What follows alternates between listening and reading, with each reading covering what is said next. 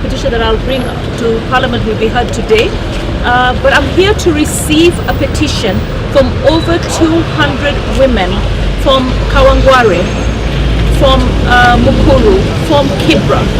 These women have been victims and survivors of sextortion. So people will ask, what is sextortion? Sextortion is when you are asked for sex in return for services that are essential, like water. All right. So women in Nairobi, when they go to the cartels or the vending stores that sell water, right, when they can't afford to pay the bill, the men actually demand sex. Now, this is not only criminal, we want to make this criminal, but we also feel that it is degrading. It is a sexual gender-based violence against women. It's not covered in our Sexual Offences Act. We want to make sure that it's entrenched in the penal code, and then we want to also take it into other statutes. Other statutes like agriculture. We saw what was happening in the tea farms, right? We saw what happens for sex for grades. We see what happens in sex for grades, in the fish industry as well. We see there's sex. We've seen even in relationships where you're in a relationship with somebody and then the person blackmails you and wants sex, or they will release the pictures. We've also seen sextortion in sports, right? A lot of young girls are in sports. We had our Deputy Speaker Gladys Cholet with us at the retreat, and she also shared some horrifying stories about young girls who are looking to go and excel in sports, and then they get a coach, and then the coach eventually starts having a relationship with this underage girl, and then before you know it, he's a manager come coach, as well as a husband. And you know, the family feels that this guy has brought so much to our family, so the poor girl is caught up. And we've seen girls also being murdered because of sextortion. So for us as legislators here, we're very happy that our bill is ready, and we're hoping that the Speaker can assign someone to make sure that we can bring an amendment to the penal code. We want the people that extort sex for essential services to actually end up in jail. This is an offense. It is not right. We want the teachers that ask for sex so that they can give you good grades, all right, to end up in jail. We want anyone who asks for sex in the Employment Act. If you're asking for sex because you in return for a job or a promotion, we want to make sure that our women and girls are protected. Now, I'm joined here with Serene. Serene is from Kewesnat.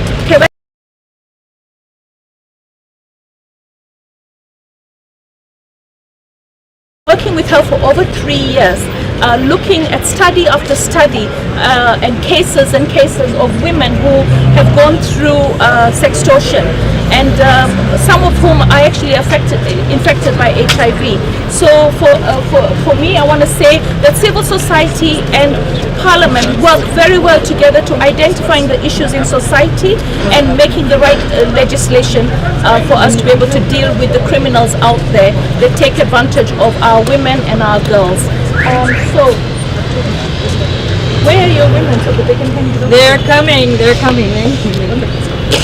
Kawangware is here. Yes. So thank you very much. Mimi. Thank you very much. I also join in. I know it's been a journey with Mama Masaris, walking this journey for nearly 8 years with Serene in this matter. But this is a very interesting matter. I know many people would wonder sextortion in water. You know, in Nairobi, people wake up from 2 a.m. to get water, because Nairobi County decides every time the best time to bring in water is always at night. So in the informal sectors of Kawangware, Korokocho, and all that Kangemi, you'll find people waking up at that time, women waking up at that time to get water. Now, in the beginning, you might think it's a story, and you wonder, is it a true story? But it's very interesting now when you walk a journey at night and see. You know, a woman wakes up, she's gone for water, but when you look, she is very anxious. She wants to get this water. The line is so long. And we do many things just to achieve all this. And it's very unfortunate, but that's what happens. For me, my plea to Nairobi Water, even as we received the petition, I have pleaded with Nairobi Water and I've pleaded with my engineer, Niguna, that it is important, if we are bringing in water, if you are rationing water, bring water daytime. When people, that at the worst hour you can fetch water, cannot be 2 a.m. in the morning, but at least you can start from evening, if that is when you want people to come from work and everything, and then we collect the water. So we met with the other members, with the Deputy Speaker. We went through all the bills, and we've realized this is the same issue that happened in Kericho. This is the same thing that is happening in the tea farms. This is the same thing. Every woman somewhere goes through sextortion for her to get either a job, for her to get something. And so today we are here after we have sat down and realized what amendments do we need to do.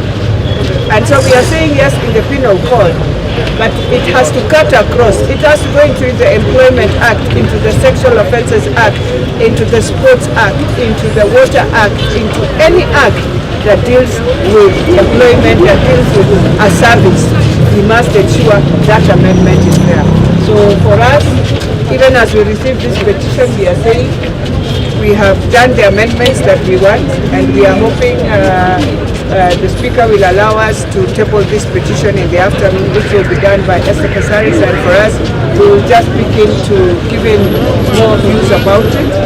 Then from there, we shall request the amendments we want, and we shall give in also the amendments that we want, so that if the Speaker says it goes to JLAC, well and good, we shall show them these are the amendments we want.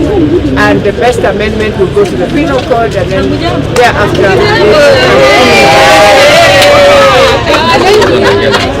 an omnibus of just all the things. So yes, I think the women have arrived, and we will leave Mama County to proceed now and tell us is handing over the petition. Yes. Yeah, Nate, you want to speak? No. Yeah. All right. Hi, everyone. Thank you for being so patient. My name is Serene Malik, Executive Secretary of the African Civil Society Network on Water and Sanitation, Vice Chair of the Sanitation and Water Partnership. It's my pleasure to be here today. This is a momentous event. We have been working with it, as Honorable Casares is saying, for the last 8 years, the point of identification where sex for water was taking place to today, legislating against this crime. And it wasn't just in the water sector. While the water sector is at the center of everything, we've all heard of Jaboya, sex for fish. We've heard of sex for jobs. We recently heard sex for a shot at sports, sex for tea, for grades, for pads, for you name it. It has literally permeated every layer of our society, and it needs to change, and it needs to stop. The implications and the consequences are devastating on the victims and the survivors, and we are so happy that our honourable members of parliament, Honourable Esther Casares, who is the champion of women's issues and those that are affected, Honourable Elachi, that has been phenomenal in this process. So we would also like to thank our supporters of ours that actually helped kick this off by having petitions signed from all over the world. Over 700,000 people actually signed this, demanding for change and demanding for something different. We have our aspirations as per Article 10 of the Constitution of Kenya, which actually says that we are all entitled and have a right to a dignified life.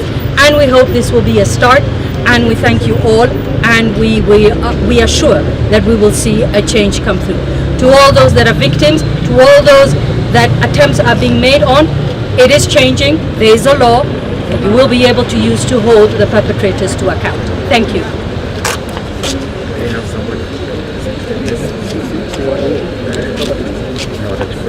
Would you like to talk to some of the survivors? Yeah, if there is someone, maybe you can just give us a short interview. Teresa. Doris.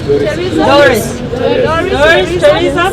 Come and talk about your experience in the industry. If you want your face blurred, they can blur it. If you want it to be seen, you can say it's okay if you want to speak for the other women. But you have the option of having your face covered when you give your testimony. Yeah, they can cover. You cover her face?